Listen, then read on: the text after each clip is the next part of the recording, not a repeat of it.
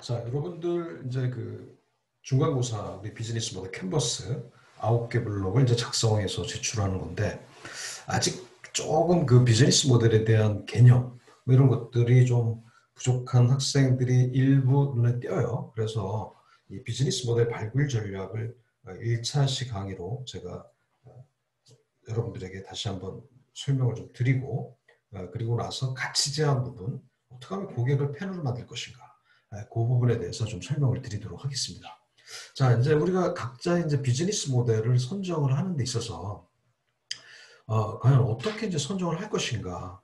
그래서 우리 학생 입장이나 혹은 뭐 퇴직자나 뭐 창업을 준비하는 예비 창업자 입장에서는 일단은 이제 일단 능력 중심이 있을 거예요. 그래서 전문성, 보유 기술, 노하우, 실현 가능성. 자, 이건 뭐냐면 내가 어떤 분야에 전문적인 경력을 쌓고 그 분야에 대한 기술을 갖고 있고 또 그 업무에 대한 혹은 그 비즈니스 영역에 대한 나름대로의 노하우가 풍부한 아무래도 이제 이렇게 창업한 케이스가 경력 창업이라 할 수 있겠습니다. 그래서 내가 해왔던 업무를 통해서 어떤 새로운 비즈니스 모델을 연결하는 경우가 있는데 아무래도 이제 가장 창업에 대한 리스크를 줄일 수 있는 그런 부분이 아닐까 생각을 합니다.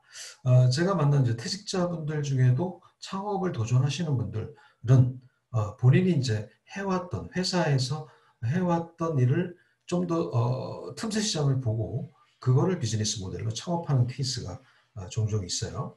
그다음에 이제 적성 중심이죠. 아무래도 이제 본인이 관심 있는 거 이런 것들을 찾아서 창업하는 케이스인데 실질적으로 이런 케이스는 아무래도 많은 그 부분들이 원하는 부분이긴 하지만 실제로 창업까지 연결해서 한다는 게 아무래도 이제 비즈니스 모델의 또 수익성 확보라든가 지속 가능성 확보라든지 그런 부분들이 담보가 되지 않으면 가장 좋은 형태의 창업의 그 비즈니스 모델이긴 하지만 좀 쉽지 않은 경우도 많이 있습니다.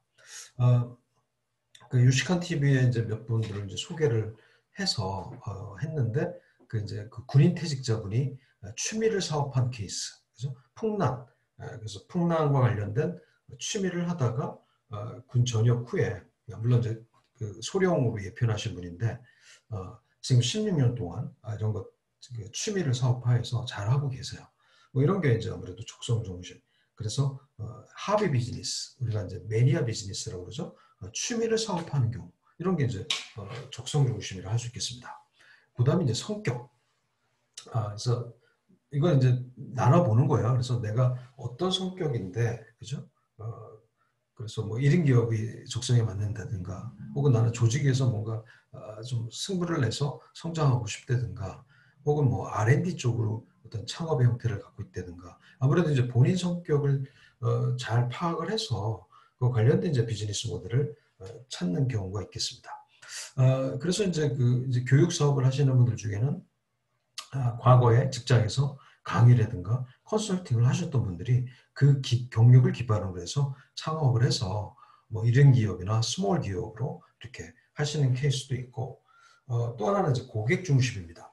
그래서 고객을 발견하는 거죠. 그래서 이 고객들 우리가 이제 커스터머 세그멘트를 하지 않습니까? 이 고객들에게 필요한 차별화된 서비스가 무엇인가, 제품이 무엇인가, 뭐 이런 것들을 설정을 해서 고객들을 설정을 해서 진행하는 프로세스가 있을 수 있을 거예요. 뭐 키즈 관련 비즈니스 모델이라든가 뭐 실버 창업이라든가 예를 들어서 이제 대학생 창업 중에 그 요양 서비스, 그 치매 요양 서비스를 창업한 그 대학생 창업 팀들이 있어요. 지금 이제 그들은 뭐냐면 앞으로 노인 치매에 관한 그 사회적 혹은 정부 뭐 이런 측면에서의 어떤 그 지원이 좀 더 많아지지 않을까라는 그런 아이디어를 가지고 해외 사례를 준비를 합니다. 연구를 한다는 거죠. 그래서 일본의 사례, 미국의 사례. 자, 뭐예요? 고객 중에 누구다? 실버다. 실버 중에 누구다? 치매 노인이다. 뭐 이런 식으로 고객 중심. 혹은 뭐 애완동물 관련 비즈니스도 마찬가지죠. 그래서 애완동물을 반려동물을 키우는 사람들을 타겟으로 한다. 이게 이제 바로 고객 중심이라 할 수 있겠습니다. 그래서 여러분들의 비즈니스 모델은 어떤 형태인지 또 우리 일부 학생들은 입지 중심. 그래서 여러분들이 이번에 그 출석 리포트에 입지 상권 분석을 제가 그 과제로 낸 이유가 과연 이 입지에는 우리 아이템이 맞는 것인가? 뭐 이런 것들을 잘 봐야 돼요. 실제로 이제 창업 컨설팅을 하다 보면 입지 분석을 하다 보면 그 아이템이 딱 그 입지에 적합한 비즈니스 모델이 있어요. 그래서 예를 들어서 그 주변에 예를 들어서 뭐 그 다세대 주택이 많다든가 아파트 상가가 많은데 없는 아이템, 고객 수요는 많은데 없는 비즈니스 모델 이런 거를 이제 찾아서 점포와 아이템을 잘 매칭시켜서 하는 이게 이제 바로 입지 중심으로 할 수 있겠습니다. 그래서 여러분들이 그 비즈니스 모델 선정을 할 때는 자, 여러분들이 과연 나는 능력 중심이냐, 적성 중심이냐 이런 것들을 잘 감안을 해서 좀 보완할 점은 무엇인가들을 잘 생각을 해보시기 바랍니다. 그래서 우리가 첫 번째 그 말씀드렸죠. 내 꿈이 무엇인지, 그죠? 내가 해보고 싶은 게 무엇인지, 잘할 수 있는 게 무엇인지 이런 것들을 이제 파악하는 게 중요합니다. 자, 이 비즈니스 모델과 적성 부분인데요. 이 창업자가 아무래도 그죠? 이 혼돈 시장인 창업 시장에서 성공하기, 지속 가능하기 위해서는 아무래도 객관적인 진단 이런 것들이 굉장히 중요합니다. 그래서 진단 방법에는 여러 가지가 있지만 사실 가장 좋은 진단 방법 중에는 본인이 직접 고객이 돼서 고객 입장에서 비즈니스 모델을 찾아보는 것도 좋은 방법 중에 하나가 아닐까 생각을 합니다. 자, 과연 나는 사업가가 될 수 있는지 뭐 이런 것들도 한번 우리가 창업가 정신을 통해서 한번 배워봤죠. 그래서 여러분들이 나는 진취적인지 도전적인지 고객지향적인지 그죠? 인내할 수 있는지 리스크 테이킹을 할 수 있는지 뭐 이런 것들 물론 이제 지금 우리 대학생들 입장에서는 이런 것들이 뭐 진행 과정이기 때문에 그거를 뭐 이렇게 확연하게 얘기할 수는 없어요. 그러나 어떤 성향적인 거, 본인이 또 사회생활, 대학생활을 통해서 아르바이트를 한다든가, 혹은 그 동아리 활동을 한다든가, 혹은 뭐 이런 연결관계에서 어떤 서서히 본인이 사업가적인 자질들을 발굴할 수도 있고 또 개발할 수도 있다고 저는 생각을 합니다. 그래서 우리가 이런 창업 이런 것이 뭐 수업을 통해서도 여러분들이 과연 나는 창업가적인 적성이 있는지 뭐 이런 것들을 좀 찾아보는 기회가 되리라 생각을 합니다. 또 이제 우리가 포스트 코로나 시대를 얘기를 하지 않습니까? 과연 앞으로 전개되는 시장은 무엇이 있는지, 그죠? 이런 것들 정확한 이런 눈을 갖고 있으면 인사이트라고 그러죠. 이런 것들을 우리가 좀 더 보강하면서 보완하면서 하는 게 중요한데 결국은 이제 경험이죠, 경험. 나는 어떤 경험을 하고 있는지, 해왔는지. 자, 이걸 통해서 우리가 이런 창업의 완성도, 지속 가능성의 완성도를 높이는 겁니다. 제가 만나본 창업자 중에 이 포스트 코로나 시대에서도 성장하는 기업들을 찾게 됩니다. 또 저희 미스터 쇼핑 고객사 중에 또 한솥 도시락이라는 회사가 있는데 작년 재무제표와 재작년 재무제표를 한번 제가 비교를 해봤어요. 그랬더니 성장을 했더라고요. 매출액으로 성장했고 영업이익도 성장을 했어요. 자, 이 한솥 도시락이라는 브랜드의 비즈니스 모델 한번 여러분 봐보세요. 일단은 비대면 구조가 있죠. 그다음에 배달 구조가 있죠. 그리고 일단은 가격이 가성비가 좋죠. 뭐 그다음에 그 회사 자체적으로 계속적으로 신제품을 한 달에 한 번씩 계속 개발합니다. 이런 것들이 가맹점주의 만족도를 높이면서 일단은 매출이 상승을 했어요. 이 코로나 시대에도. 그래서 이런 그 어떤 최고 경영자 혹은 이 창업자가 시장에 대한 인사이트를 갖고 있는 게 굉장히 중요하다. 자, 이런 것들을 좀 느낄 수가 있었고요. 그래서 우리가 모든 것을 만족시키는 아이템은 없다. 그래서 유망 아이템이란 결국 모래시장에서 캐는 사금이 아니라 스스로 노력하여 만들어내는 것이다. 그래서 여러분들의 비즈니스 모델이 지금 완성되는 게 아닙니다. 우리 수업을 통해서 또 가치 제안을 통해서 파트너십을 통해서 혹은 우리 직원분들을 통해서 뭐 이런 식으로 계속 수정보완하면서 완성도 높은 비즈니스 모델을 만들 수가 있어요. 그래서 우리가 비즈니스 모델을 우리가 수정할 수 있다 말씀을 드렸고 또 버릴 수도 있어요. 근데 그 기준이 있는 겁니다. 뭐냐면 사업 타당성, 수익성이 확보가 돼야 되죠. 그죠? 수익성. 과연 내 비즈니스 모델이 수익성이 있는 비즈니스 모델인지. 계속 초기에 그죠? 많은 돈이 투자가 되고 또 투자가 안 이루어지고 이러게 되면 결국은 우리가 이 비즈니스 모델로서의 지속 가능성이 확보가 되지 않습니다. 그런 비즈니스 모델은 너무너무 많아요. 그래서 과연 투자 대비 수익률이 그죠? 어느 정도가 되는지 뭐 사실 투자 대비 수익률 3%는 훌륭한 겁니다. 뭐 그러나 이런 거는 이제 자영업 사이드에서 많이 적용을 해요. 자영업 사이드에서 뭐 스터디 카페를 투자를 하는데 그죠? 3억을 투자를 했다. 3억도 큰 돈 아닙니까, 여러분? 근데 월 투자 수익률이 3%, 약 900만 원 정도가 된다면 해볼 만한 거죠. 그러나 이제 지금처럼 이제 경쟁이 치열해지고 각 건물마다 스터디 카페가 생기다 보면 이제 수익률이 또 떨어지겠죠. 어쨌든 이거는 좀 약간 이상적인 수익률이라고 볼 수 있지만 그래도 우리가 창업을 시뮬레이션 할 때는 과연 투자 수익률이 투자 대비 한 3% 정도 나오는 건지를 한번 기준으로 한번 보자는 얘기입니다. 안정성. 그래서 가장 좋은 비즈니스 모델은 1년 360일 지속적으로 매출이 발생되는 게 가장 안정적인 비즈니스 모델이에요. 어떤 특정 시기에만 몰아서 나온다든가 이러면은 만약 특정 시기에 매출이 발생이 되지 않으면 현금 흐름에 문제가 생기죠. 그래서 이제 그 지속 가능하기가 어려워요. 그래서 여러분들의 비즈니스 모델을 한번 잘 보시는 얘기죠. 과연 내가 하고자 하는 비즈니스 모델이 수익률이 그죠? 1년 365일 매출이 발생되는 구조냐? 뭐 그게 아니더라도 한 달로 봤을 때 그 좀 매출이나 영업이익이 확보가 되는 비즈니스 모델이냐? 혹은 상반기, 분기별로 그런 것들이 발생되는 비즈니스 모델이냐? 이런 것들을 한번 예측을 하고 시뮬레이션을 돌려봐야 된다는 거예요. 그래서 안정성이 굉장히 우리가 비즈니스 모델을 할 때 관가될 수 있는데 이런 것도 보셔야 된다는 얘기예요. 성장성, 그죠? 과연 시장이 전체적으로 커지면서 성장하는 비즈니스 모델이냐? 우리가 이제 그 코로나 시대 딱 터졌을 때 2020년에 비대면 이 배달 시장이 얘기가 많이 나왔어요. 그러다 보니까 이 배달 시장이 여러분들 얼마나 많이 커졌습니까? 그 단적인 게 이제 뭐 우리가 쿠팡이라든가 그죠? 마켓컬리라든가 이런 것도 있지만 한 외식기업 디딤이라는 그 코스닥 상장 기업이 배달 전문적으로 하는 매출액 한 200억도 안 되는 회사의 M&A가 돼요. 여러분 그 코스닥 상장 기업이 그야말로 큰 기업을 먹은 거죠. 근데 그 회사는 뭐냐면 배달 전문 회사였어요. 자, 이런 식으로 이 배달 전문 회사가 배달 쪽이 비대면 쪽이 이거는 무엇을 의미하냐면 이 코로나로 인해서 어떤 소비 패턴이 변화가 되는 거를 잘 파악을 해서 거기에 공격적인 투자를 하고 공격적인 영업을 하니까 그죠? 이런 것들이 이제 시장이 확대가 되면서 몸집을 더 키우는 성장하는 뭐 이런 형태가 되고 또 반대로 대형 점포로 시장을 크게 마켓 쉐어를 잡았던 그 이바돈 감자탕이라는 회사가 법정 관리에 들어갑니다. 아마 여러분도 보셨을 거예요.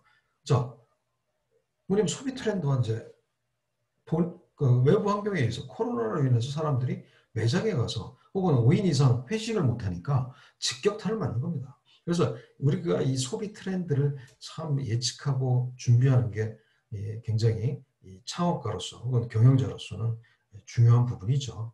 자, 그래서 또 자금 조달. 자, 우리는 이제 예를 들어서 이제 시뮬레이션을 하는 거지만, 그죠? 가상 훈련을 하는 거지만, 그래서 자기 자본 비율이 너무 적다. 이 얘기는 뭐냐면 거의 외부 자금에 의해서 운영이 된다 그러면 아무래도 경영의 리스크, 뭐 재무적인 리스크, 뭐 이런 것들이 좀 상대적으로 리스크가 클 거예요. 그래서 과연 여러분이 하고자 하는 비즈니스 모델에서 내가 어느 정도의 자금을 조달할 수 있는지, 그죠? 이런 것들도 우리가 비즈니스 모델을 선정을 할 때 잘 보셔야 돼요. 그래서 너무 초기에 많은 그 투자가 이루어야 되는 비즈니스 모델은 우리한테는 맞지 않다. 그죠? 물론 가상으로 하는 거지만 우리한테는 맞지 않다.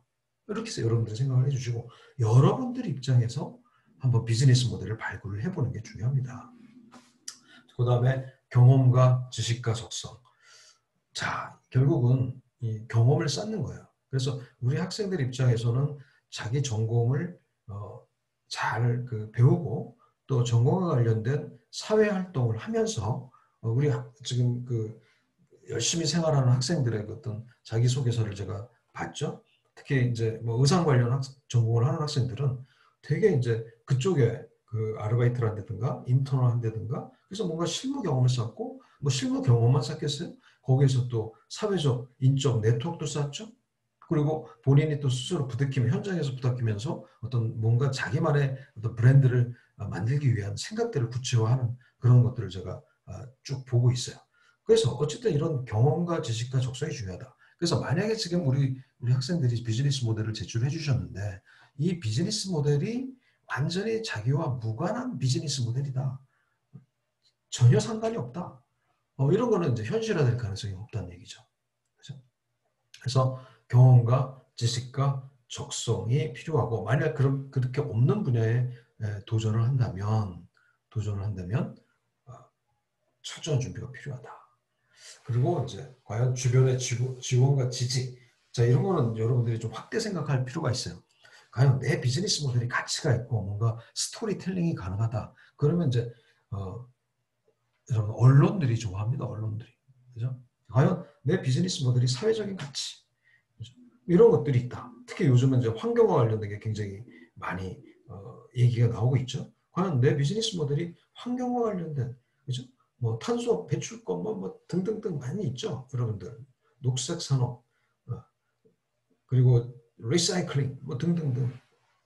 자 이런 것들을 과연 내가 할 수 있는 비즈니스 모델인가. 그래서 이거는 주변의 지원과 지지는 비단 우리 가족, 그다음에 나의 친구들뿐만 아니라 사회적으로 이 비즈니스 모델이 가치가 있는지를 여러분들의 비즈니스 모델을 한번 잘 유추해서 보시기 바랍니다. 그래서 다시 한번 쭉 정리를 합니다. 여러분들의 이제 비즈니스 모델의 선정의 기본 원칙은 일단 상품성, 그죠? 소비자에게 꼭 필요한 요소가 있는 아이템인가? 그래서 과연 라이프 사이클에 따라서 혹은 이 소모성인지 계절성인지 운영성인지 인건비인지 현금 회전율이 잘 되는지 자 이런 것들이 다 중요한 요소들입니다. 그래서 실제로 그래서 매출은 많이 발생이 돼요. 근데 회수가 안 돼서 부도가 나는 경우가 있어요. 그죠?